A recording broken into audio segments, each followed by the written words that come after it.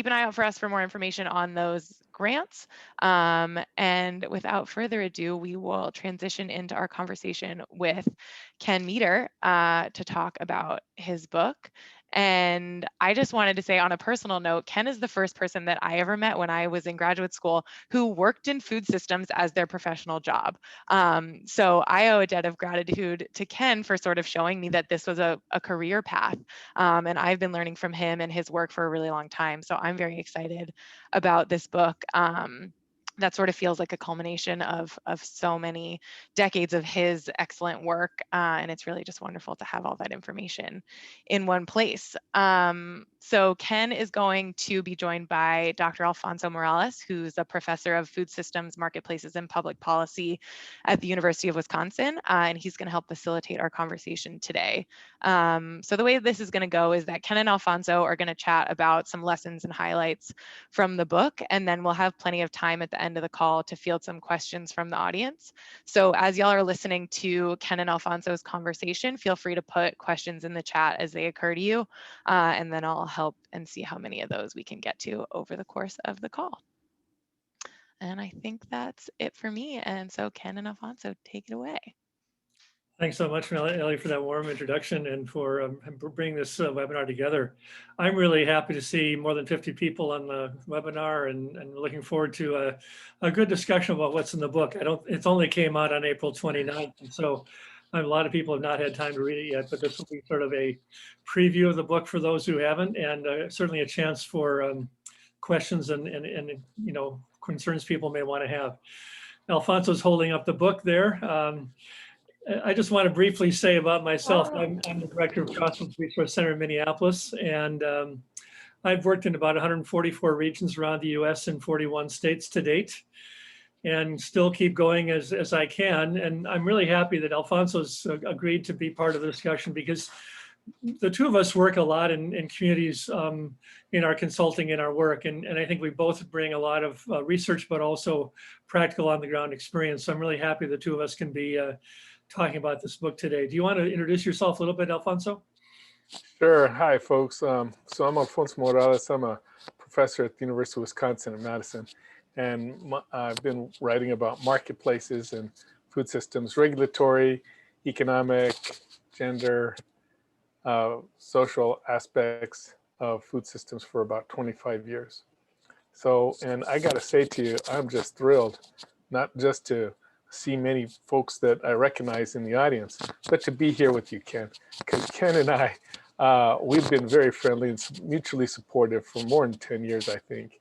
And it's really, I'm just really delighted to be part of this conversation.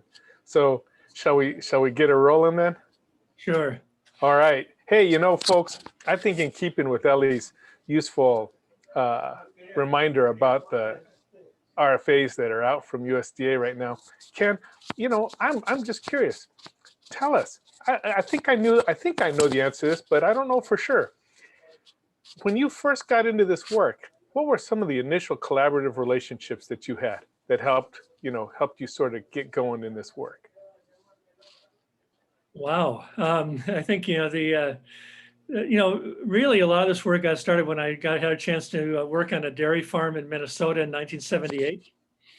I was actually a journalist for a small town paper, and I met a group of folks who had organized a local environmental group in rural Minnesota to try to stop a power plant that was being sited.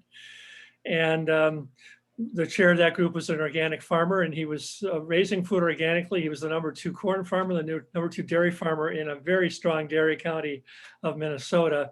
And he was selling all of his milk conventionally because nobody was buying organic milk at all at the time. He and his neighbors told me stories. I came back with a tape recorder, wrote a little book called Green Owl, Feeding the World and Farming for the Banker, which was an oral history of what those farmers taught me about economics. And it was a chance to really, they actually overturned all of my notions of economics, because as farmers, they were confronting these realities on a daily basis. They really weren't taught in my academic programs, and nothing I'd really encountered in my life. So it was a very big, wide opening for me to see what they knew, to learn their stories, and to try to put those down in print. And that really got me into the whole process of research that launched this book. Well, there you go, folks. So, that there's a lot of different allies in the world. And I know that folks on this call are taking advantage of the variety of professionals involved in food systems work and in building community food webs. But let's take the journalists to task, shall we, folks? Let's put the journalists to the test, right? Food webs, right? Food webs, that's kind of a noun, right? But food systems are verbs, right? I mean, at least in our thinking of the world, right? So Ken and I actually chatted a little bit about this. So what are some of the actions, right? The sort of, as we think about building food webs that work for folks, Ken, give us a couple of the lessons that you see coming from your work. Well, I think in many ways, I think food systems has become a noun as much as anything. And I like the idea of webs, because it's a matter of weaving webs, and it's the action of building trust. It's the action of working together, and sometimes really tough conversations about how to collaborate, sometimes really tough discussions when you disagree with each other. But it's weaving these relationships that will last over time and be resilient, where you can challenge each other, you can also grow together, and you can be honest with each other over the long haul. And I think the concept of networks, or the concept of systems, is a little bit more clinical than that. So I really like the whole language of kind of claiming this as a web we weave. I'm pretty, after I wrote the book, I discovered that folks in England have been using food web as a term for at least since 1998 or so. And I didn't even know that when I was writing, but it's something that's sort of practiced in England, and it's just really coming to our shores today. Yeah. I think it's really important point that you make, as in work I know that you've done with folks, and that I've done, and that many folks, I'm looking here at Brian Moyer down there at Penn State Extension, and Alan over there in California. Everybody, the best work is the work that moves at the pace of trust, right? That's the best work. And it can take a long time to get it done. So, but that's the best work. And many of you all who are fans of Ken's and know his work know that when he just said 130, 140 projects over the years, those weren't just, kind of come and go activities. They built on solid relationships. So Ken, as you cast your mind back, tell us about a particular relationship, how it developed, and the project that ensued, the work that ensued. Well, I think one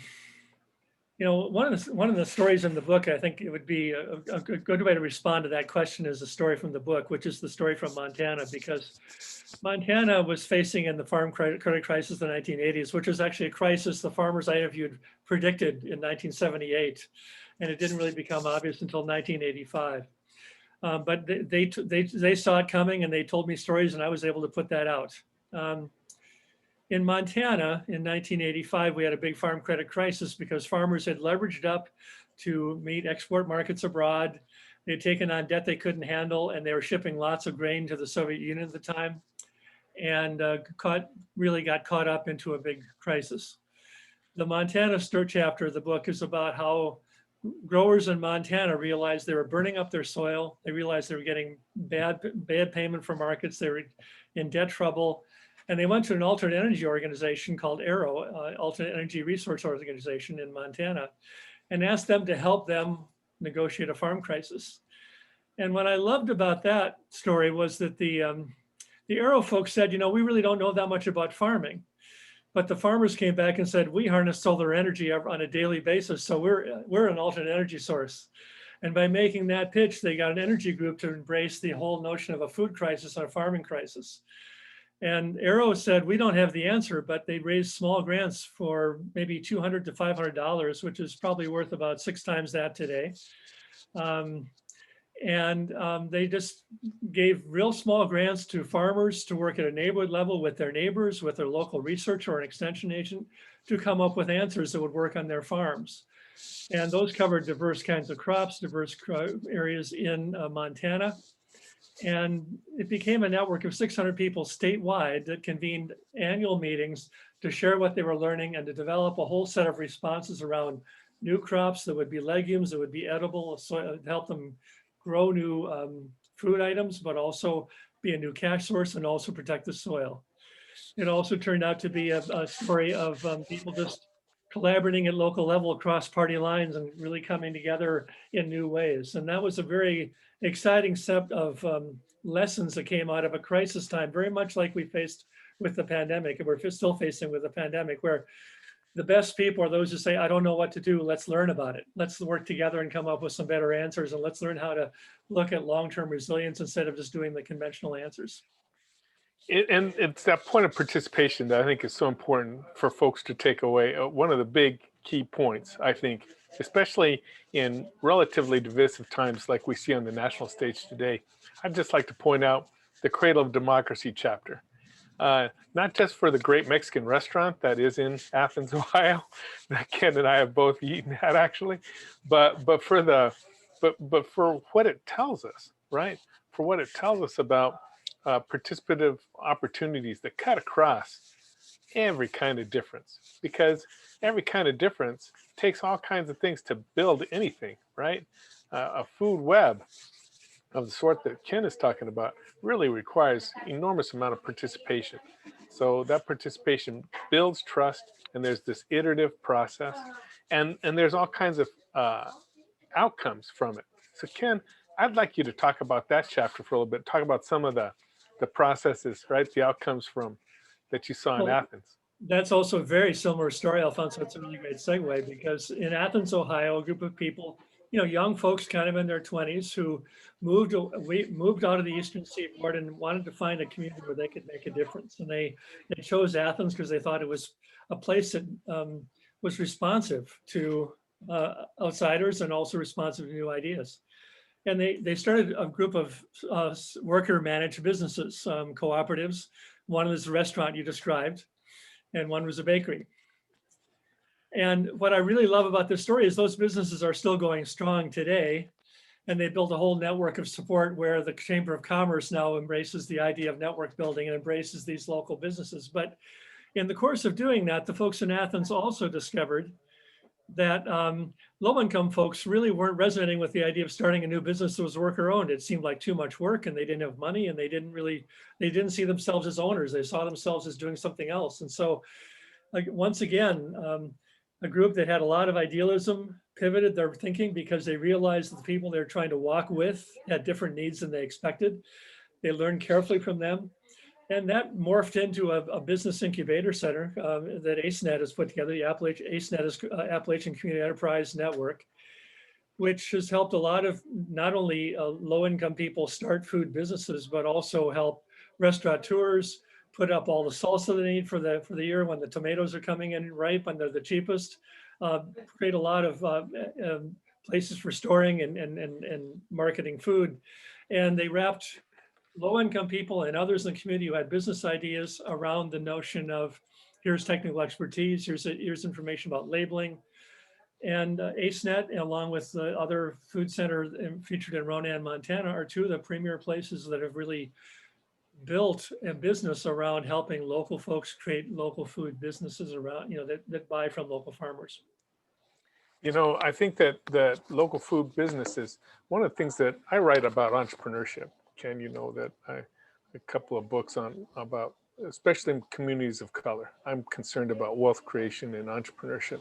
And one of the things that we know is that folks can often be hobbled by licensing and permitting and other sorts of things. And regulatory barriers can often cut across and impact everybody and impede progress on particular projects. But I think one of the chapters in the book, Working Below the Radar, Developing Green Networks, right?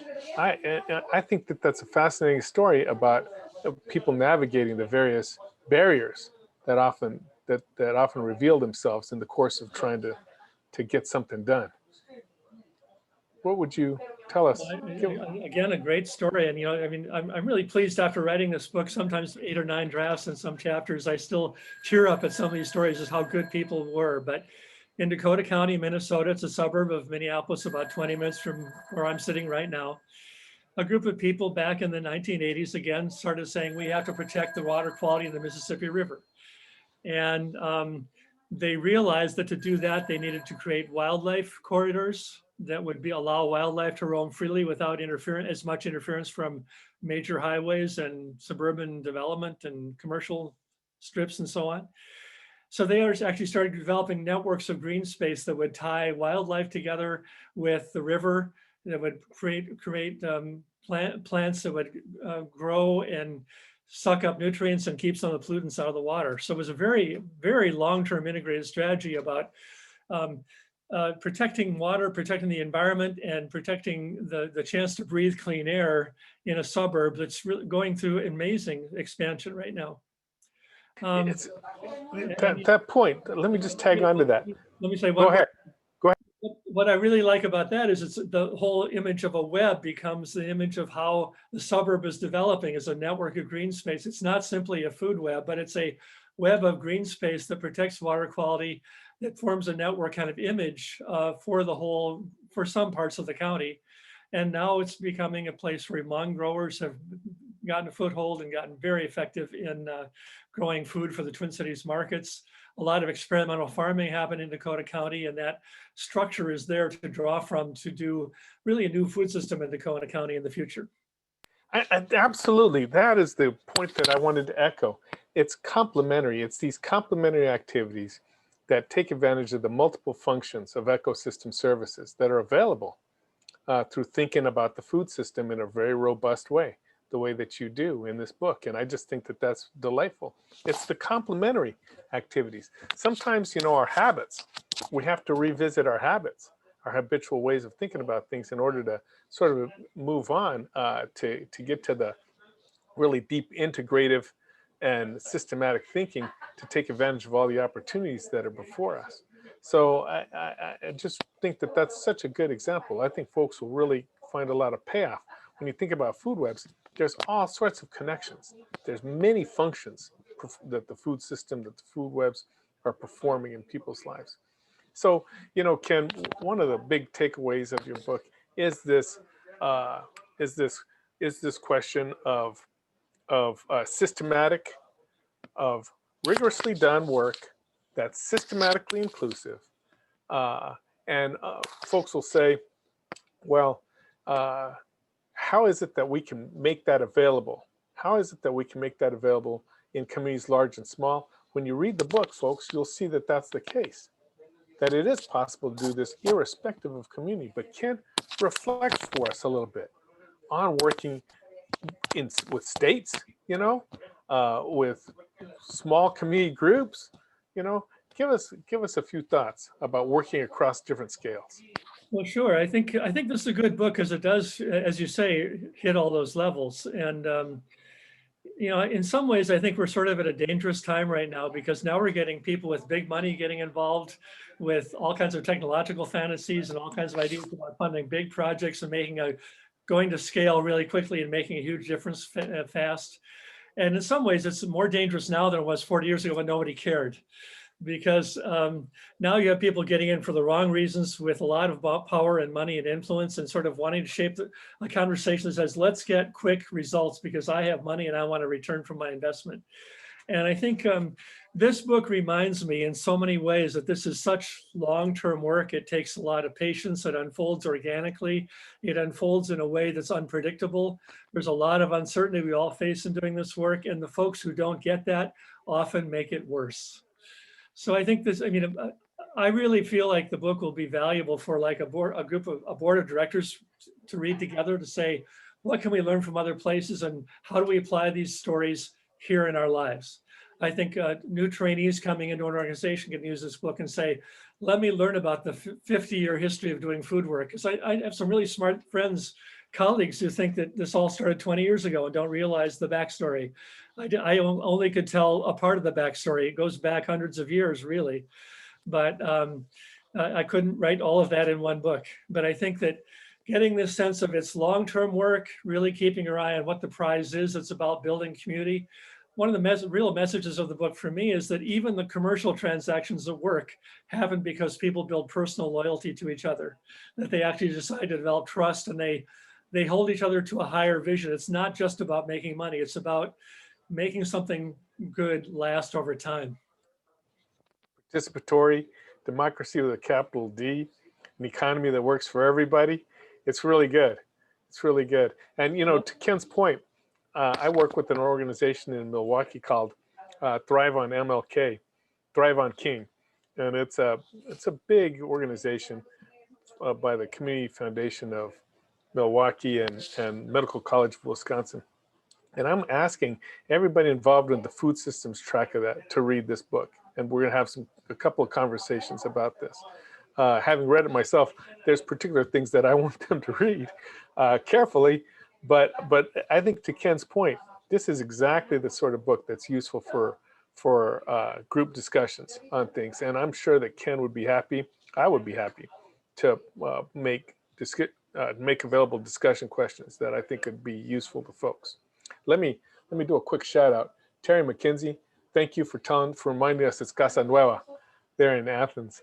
Boy, I was very fortunate when I was working on the FMPP to get to dine there. Anyhow, so let me see here. I think it's time that we open the doors for other questions. I hope folks have found their voice in the course of hearing us pitch back and forth. I can tell you personally, from my experience, Ken will find nothing funner in the next month of Sundays than this conversation that he gets to have with you all. So please, who's going to keep the queue? I'll start keeping the queue. So if folks want to either post a question in the chat or make themselves chat me directly, we'll get your voices out there. So while folks are starting to do that, let me have one other thought to share. So Ken, we know that you've been doing this a long time, and we know you're not finished yet. So when you cast your eyes forward for your professional work in the coming months, what are you working on right now that you think folks will learn from, either as it's related to the content of the book or going in a new direction? Well, I think, having finished writing a book, I'm a little bit at sea about what my next steps should look like. And a lot of what I'm doing is trying to get the book out in front of people and have conversations with folks about where we are.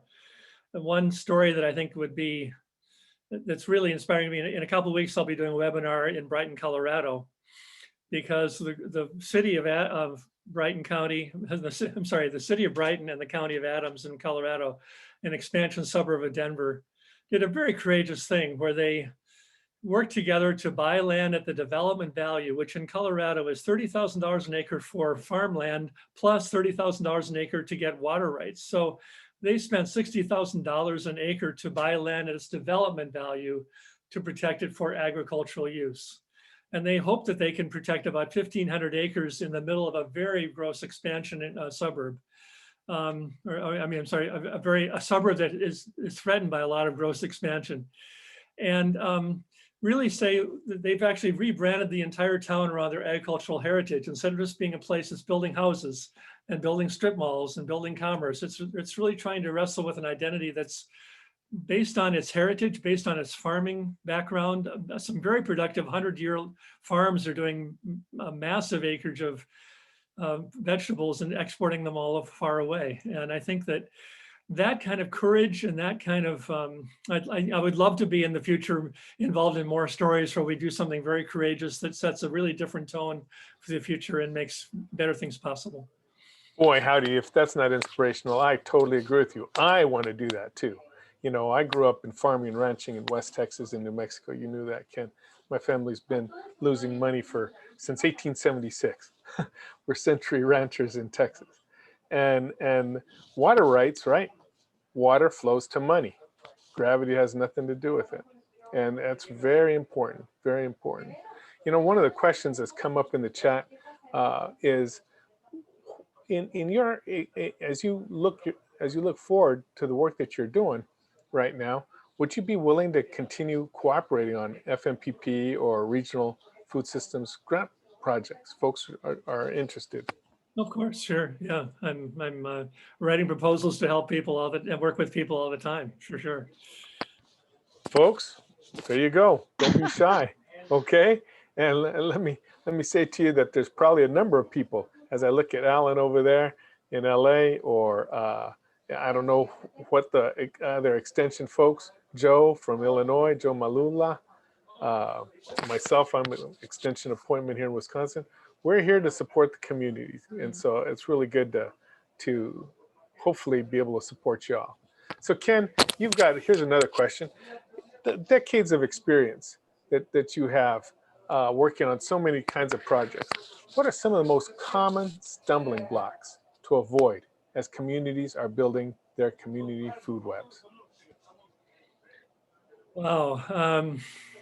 Well, I think one of the things that the book I think is helpful for is that it takes an economic view of all this, and it really starts by documenting how the food system we have has drawn wealth out of rural America, and to some extent out of urban America too. Which I lived in low-income urban neighborhoods for 20 years in the course of even while I was working with farmers. And I start with that mostly because I found that's really been a very strong entry point for communities I work with. It helps deepen the conversation. It helps people address the hugeness of the issues we face. And I think it also helps us understand why it's such long-term work, because the structures we work against are so foreign to what we want to get done. And I think I make the comment in the book that, if you're making money in the short term, it means the prevailing infrastructure is helping you out. And if you want to do something that infrastructure doesn't help out, then you have to invent that infrastructure from scratch. And it's a very difficult challenge. So I think the book helps kind of cast this, like, rural America has suffered $4 trillion of losses. And I have found that starting with that in my speeches, I've done 600 presentations around the country. That is what's really, I think, brought people back to me and really helped them take a longer term view and a deeper view, and to really sort of say, this is about really transforming our economy. It's not simply about having nice food objects on our table. Well said. Yeah, that's one thing I would say. But I think that obstacle, the obstacle we have, that people want it to be normal, people want it to be easy, people want it to be rewarding quickly. And the fact is, this is really difficult work because we have to change all the rewards and all the incentives, which will take better collaboration. It'll take a more effective policy, and it'll take rethinking everything we do and not sort of going with conventional answers. Yeah, no question about it. Habits, people's everyday habits, our habitual ways of thinking impede us. And of course, those are reinforced by the incentives as they are. And I think that what you're saying is really important. Valuing people's labor. This is the old debates about women's work from 50 years ago. Are we going to value the work of the home as important as any other kind of one? It's the debates we have today about infrastructure. There are some in the country who don't think of infrastructure in the diverse ways that we need to think about it in order to advance broad-based economic development, economic opportunities for everybody. So, part of the infrastructure we need is critical thinking. And I think that there's not a single story in this book that doesn't invite thinking differently from the normal perspective, because I didn't tend to be hit that with a hammer. I tended to kind of let the stories speak for themselves. But I think really informed by a tradition of, lower income folks and marginalized folks have often found stories are a better way of keeping their heritage afloat than analysis. So I try to be in that vein. But it means that some of the stories are understated. But there's not a single story that doesn't overturn, in some respect, a lot of what we conventionally think is the right answer. So I think settling with those stories, thinking about them a while, talking with each other is a very helpful thing. And the knowledge bases we collect, if they don't support community food activity, they don't get us there. If the knowledge bases we have support only extractive and exporting economics or conventional business, then that's what we get. If our intellectual, our ideas and our intellectual establishment, our extension systems don't support that, we get the wrong outcomes. And so I take a very broad view of infrastructure. It's really about the ways we make meaning, and the ways we think critically, the ways we gather and report knowledge and measure success. All those things are part of the story. There we go. And you know what, folks? It is possible to articulate those ideas in grant applications. It absolutely is. it's absolutely critical to articulate them in reports so that folks understand just exactly what's being transformed. And here's, I think, an important question that came just in the chat. And in the context of this conversation that's about integrative and systems thinking, we've got to remember, Ken, some of your work has been focused on the economic impact of local and regional food systems, quantifying multipliers and whatnot. This is something that obviously we've talked about ourselves professionally. So do you think this economic argument still has power and influence in the economic development sector? Well, I tried to address that a little bit before, but let me recycle back to the whole concept of multiplier, because my colleague Megan Goldenberg did her work on a thesis when she was in grad school at Colorado State, and we turned that into an article in the Journal for Agriculture and Food Systems Community Development, really looking at the notion that a lot of folks are sort of saying, a lot of city councils, a lot of county commissions say, I'll invest in that project if the multiplier is high enough. And the fact is, multipliers are going down all the time. The more we have people investing for the highest multiplier, the reality of that is that our multipliers are diminishing because our trade is getting more global and our local economies have been getting weaker in my lifetime.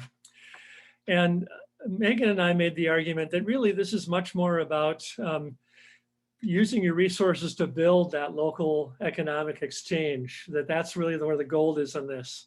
And if you do that, you're going to get stronger multipliers. But if you only invest when the multiplier is high, then you're going to invest in something that's conventional system supports pretty well.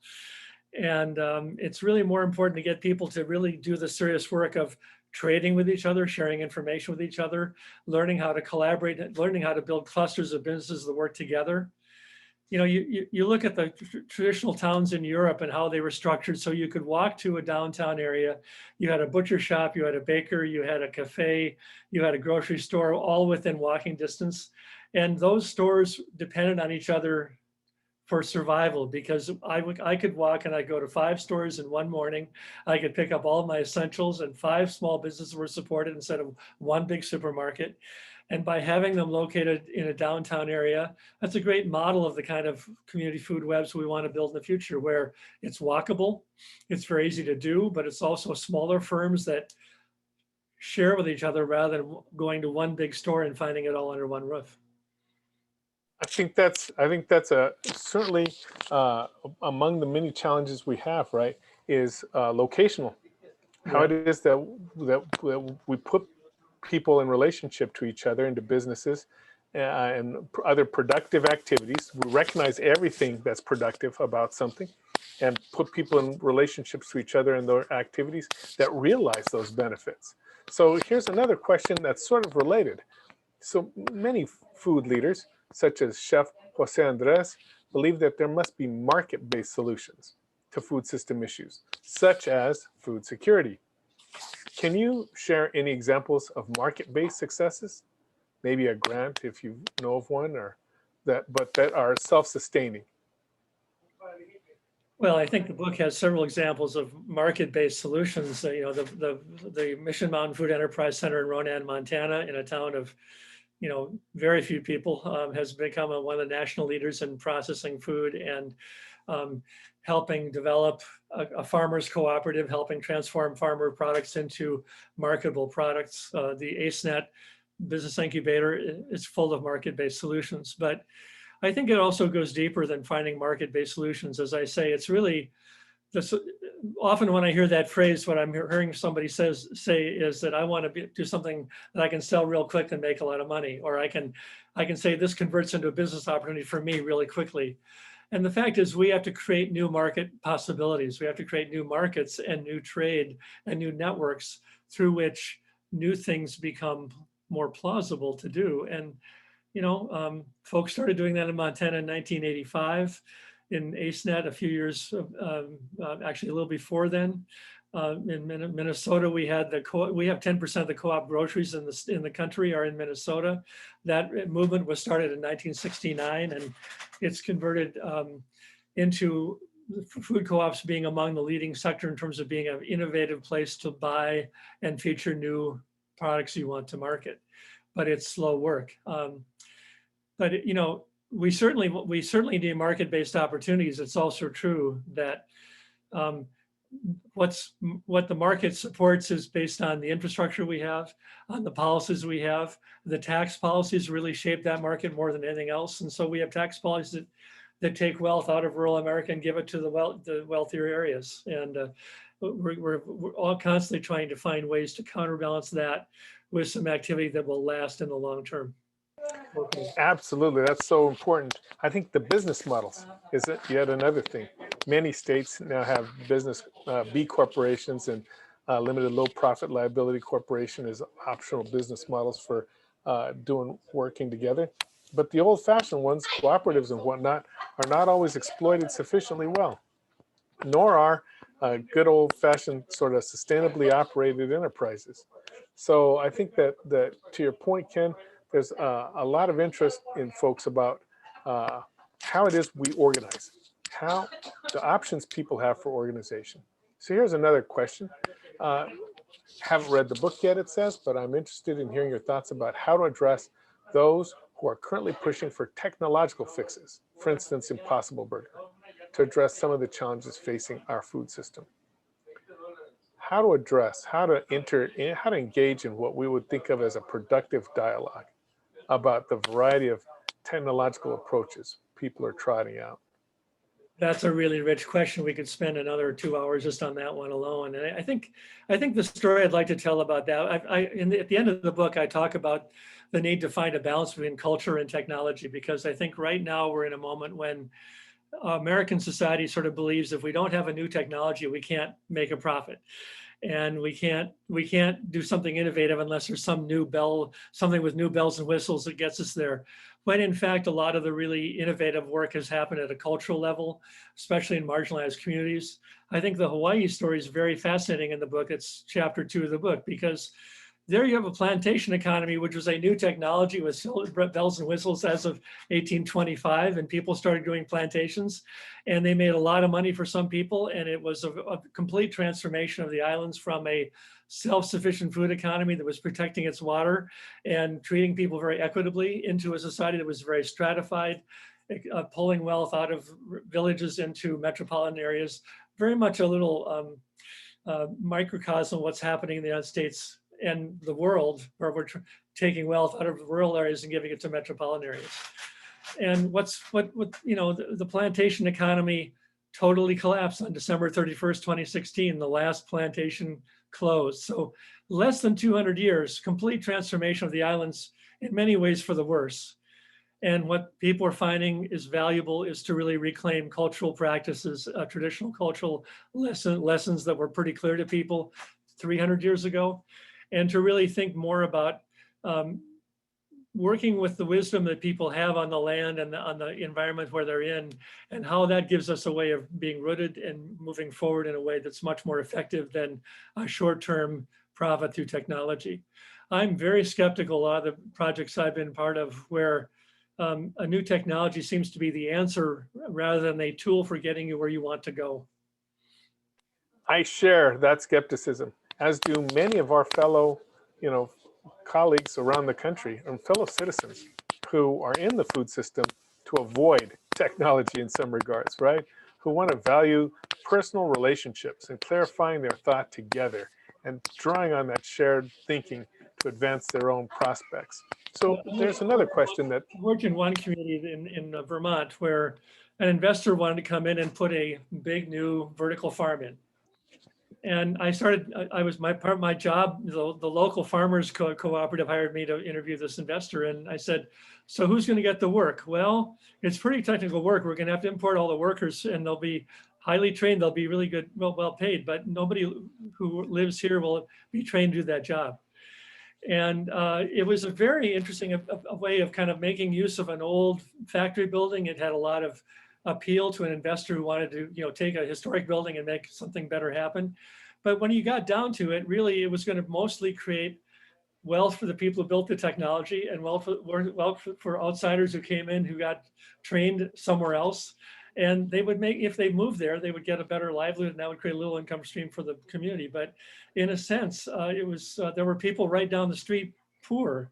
And instead of really getting food to those people, was creating kind of a little bubble of privileged folks who had a higher income who came from outside, rather than developing the community as a whole. And I think that we're going to face vertical farms and greenhouses and massive, urban farming that will have actually drastic social consequences if we don't think about it very carefully. I can't agree with you more about that. There are many, many productive activities, and there will be other things we can develop. But let's turn to another question here and I'll give your voice a little break when I read it and give my little 20-cent response. How do we build a community food web that can make healthy food affordable while also making it a viable livelihood for farmers and farm workers? Now, this is an incomplete answer, but work we did with the Brown Deer Farmers Market in a northern suburb of Milwaukee engaged a variety of low-income and other community organizations to just get to the market more regularly. Through relationship building, we saw SNAP benefits increase 500%, SNAP usage increased 500% at that market. That was the little report that went from University of Wisconsin Extension to USDA a couple of years ago.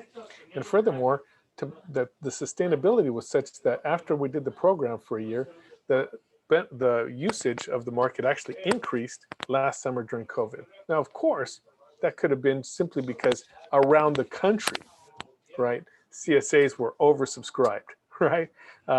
Markets that were open, deemed essential enterprises, they were just busy beyond belief, right? But nonetheless, little programmatic interventions that build relationships can have success. And that's certainly, to revisit, that's the lesson from Athens, Ohio, but elsewhere in Ken's book. Ken, would you like to address it though?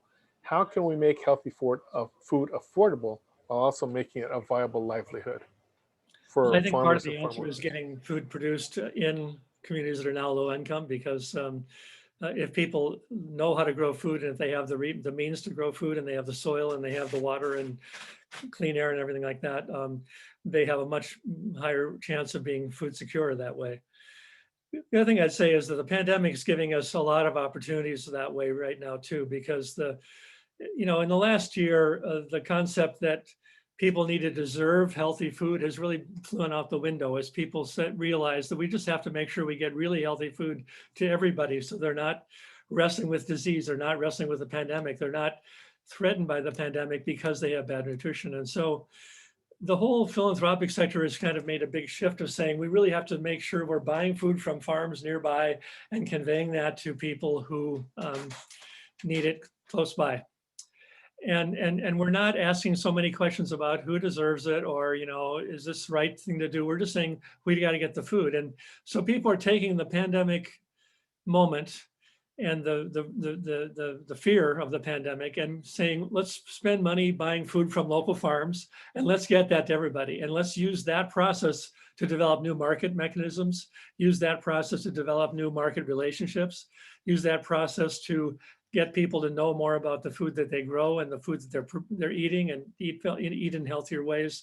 But use this crisis as a way of sort of creating the system of the future we want, rather than simply as short-term relief that we forget about in 2 years. And I think that the idea of really working alongside in partnership with communities that have been marginalized to say, let's really build this from the ground up in a very, very sustained, very holistic way. And there's now some relief money and there's more federal grants and more lenient federal terms. So we now have a moment where we can take those steps a little bit more quickly than we could take before. I would also think that one thing we really need to have is just a massive infusion of money to building community food systems. We have some, the grants that we're talking about today are really important, but we need so much more money than we certainly currently have allocated, that I would really love to see something like a $500 million appropriation, matching grants, extending LAMP, extending the regional food system grants into much bigger arena, so that there's just much more money to work with, so that people can experiment, people can make mistakes, and people can really accomplish much more without spending 90% of their time raising money so they can do the 10% of the work. Boy, that's the truth. I remember 20 years ago working with an organization 20 years ago in rural New Mexico, where they'd gone in the previous 20 years from a few funders, 3 or 4, to 10. And if an organization has to manage that many relationships, they're not doing the work that they're being funded to do. I think that's such an important idea. So in terms of measuring impact, what are some of the tools or metrics that we can use during the relationship building process, maybe before some of the economic changes start to appear? Wow, another big question, Alfonso. Thank you. You know, I write a little bit in the book, and I cover this maybe in more depth also elsewhere. But I think that one of the shifts I think it's really important to make is that I talk about moving a systems lever, sort of moving something in the system that will create a small motion of a lever that will create bigger change elsewhere. And I think a lot of times we get caught up in minute measurements of, did we get the count of people going to our meetings right? Did we get the number of dollars invested right? Where really there's a story to be told by every group about what lever did we push to make broader change possible. The lever in Brighton, Colorado was, if we buy land and protect it for agriculture, we have a lever that creates a different sense of community, a different set of development possibilities in our lives. The lever in Dakota County, Minnesota was, if we protect wildlife, we have a better place for suburbanites to live, and we put limits on development, so we have a little bit more of a buffer against some very exploitive farming practices nearby. And thinking in terms of what's the lever we're trying to push, having a theory of change that's about a systemic change rather than simply about the next deadline. And really being able to express that in quantitative terms and in also qualitative terms. I think that's a very untapped arena that I've been talking about for 15 years, and I've found very few people ready to take that step now. You know, I really get that, because, you know, that's why I did my little technological thing, right? My farm to fact software to support farmers market managers. And in that regard, though, ecosystem services. Ecosystem services, to your point about the Minnesota example, and what's a more pleasant place to be? One that has natural habitat, one that's powered in a green way, one that's inclusive of different sorts of market and social economic enterprises that maintain community and support community. So to me, measuring impact is something that you've been engaged in wonderfully well. And, you know, I've had a hand in it myself in some different places, as you know. But so folks, during that relationship building process, there's a number of different things that I think that you can do. And but we've only got about 7 minutes left. I'm going to try and get to a couple of other questions here. So Ken, thank you for the great book. By the way, that last question was Ellie's. So this one, thank you for the great book. Ken, could you talk a little bit more about young, beginning, emerging farmers and how they affect community food webs? What would you say about filling the gaps of retiring farmers? Well, you know, we essentially are reinventing agriculture right now, where we're thinking much more about having agriculture that's close to and in urban areas and close to where people live, where we've sort of, you know, which is really how we started. We started growing cities around where we could grow food and where we had water. So we're getting back to some very old ideas. And I actually dedicated the book to the young leaders coming up, because they're making such a dramatic transformation of the sense of energy and the sense of power and the sense of self-direction that is coming forward is really ferocious. Also, it's very difficult in this economy to make a living doing this work. And so people are getting incredibly inventive about coming up with new farms and new food businesses and new organizations that support that work in any way possible. But, you know, I mean, young people have a better answer for this than I have, you know, because they're really living that reality in a much stronger way than I do. But I think that because the farm economy has floundered so badly, and because the economy is so good at sucking wealth out of our lives, we're really forced to kind of come up with a very different approach. And community-based food systems, to my mind, is the most egalitarian and the most prolific, the more allows us the most stewardship. There'll be a lot of other commercial models out there that sort of look like change, they look like technology, and they look like bells and whistles, but they really will not get us to a better place. So I think my pitch for the book would be that for those folks who are getting involved, here's a way of learning some 50 years of history, and not the whole history, but a little part of it, the part that I can tell the best, the part that I've been the closest to. And there's a rich history going back to the populist era of the 1890s, going back to Europe before then, going back to indigenous land management practices on this continent before white people ever came. Going back to Africa with some of the skills people brought with them when they were enslaved. There's a wealth of things to draw from. We just have to sort of be open to learning from the past as well as inventing a new future. So a little thing that I'll add, I just did some empirical analysis and showed that Latino farmers are going like this. Black farmers are going like this, and of course, white farmers are going like this because of retirements. So I think a lot of it is about the relationships we build, Ken, and that is really, I think, one of the big points of your book. It is relationships. It is in relationship building where the future of food is. It is in how it is that folks get together and weave those webs together. So I know, Ellie, that in a few minutes you're going to take over, but you can see there's about 6 questions still. Let me go to David Semberg with the Santa Fe Food Policy Council. Hey, David, I'm from Estancia. I went to high school in Estancia, about 60 miles south of you. Anyways, thanks for the conversation. Do you see first efforts to bolster food webs that are common across diverse regions, or do they tend to be to vary by community? What do you think? They definitely vary by community, and I think it really has to be something that is unique to each place and unique to the climate of that place, unique to the soil type, unique to the cultural heritages that are there, unique to the specific assets that are in that community. And it's really dangerous, I think, to sort of think in a national model, you can kind of plant down in lots of places in the same standardized way. That's not to say we can't learn from each other or try the same experiment in 20 locations and see how it flourishes, but each food web has to really express the unique place where it comes from. And if it doesn't build on the unique assets of that place, it's not going to survive. Yeah, I agree with you. And I'm sure most folks do. And at the same time, it's the relationship building that is transferable, right?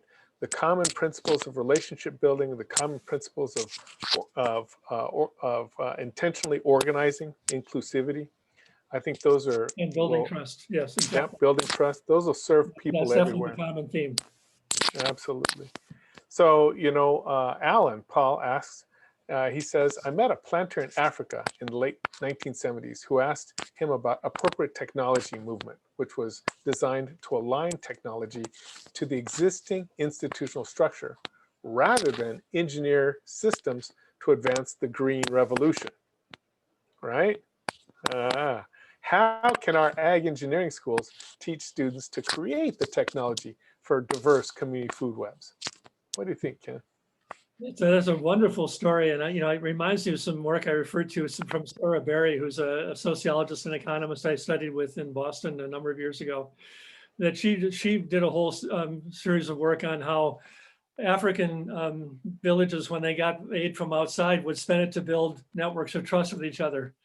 And we kept, Americans kept pouring money in and saying it's going the wrong purpose. You're just giving it to your nephew or your uncle or something like that. But in the African worldview, this is a way of building resilience, because by building loyalty and building resilience with each other, that aid was building a network of support around that village, around that person who got the aid. And I think the first step is what you outlined, which is understand what's going on the ground already, and to make that, to learn how to make that stronger over time, and learn how to really augment the positive of that, and not and sort of de-emphasize the negative. It's understand the context you're in, but it's really, Africa probably is much stronger. I've not been to Africa. I can't speak about it with any expertise, but I know everyone I know who's been there just talks about the tremendous networking people do, the tremendous capacity people have for really embracing very difficult circumstances with a lot of grace. And we have a lot to learn from African villages that instead of saying we should give stuff to them. Absolutely. Ken, there's so many thanks coming through. Let me just echo them. Ellie, I just want to tell you thank you personally, you and Ken both, for inviting me to be part of this. It's been wonderful. Let me turn it over to you. Everybody, let's show Ken a little love. Okay. Congrats, Ken. Well, yeah, as you see, Ken, there's lots of accolades and thank yous in the chat. So thank you all for joining us. Thank you, Ken, for being here today to speak with us and for all of the work that you've done to, advance our field and pull out some of the common threads of the way that we can, make systemic change that's really going to last. So another plug here to check out these LFPP and FMPP and RFSP grants and consider being a reviewer. This call has been recorded and we'll share it on our website for those of you that want to digest or share some of these insights with your friends and colleagues. And yeah, just a lot of gratitude for those of you that shared your day with us, and to Ken and Alfonso for leading such a fascinating conversation. Thanks for having See you us. on the next one. Take care, everybody.